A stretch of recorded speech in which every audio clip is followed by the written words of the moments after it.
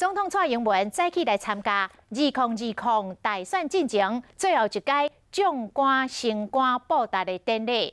蔡总统讲，靠国防才会当来守护国土甲主权。国防部长严德发为5位中将甲15位少将挂上新阶级，新科中将李延华。 伫国军3项基本体力测验成绩拢满版。我每天大概要花2个钟头时间，按照我们部队的训练模式。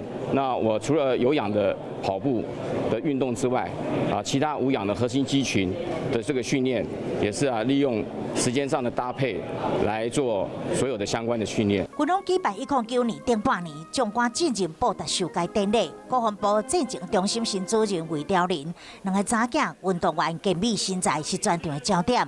棒球国手马龙摕到美国大学的专业奖学金，全额的奖学金赴美国的纽约石溪大学。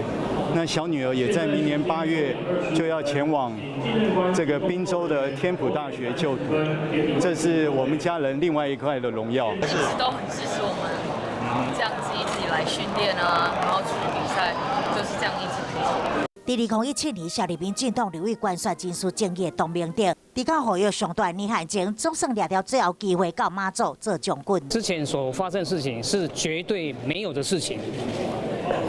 我想外界一些揣测的事情，我也不宜多评论。选情最后一处将领晋升，蔡总统嘛亲自到场，强调靠国防，才会当守护国土主权。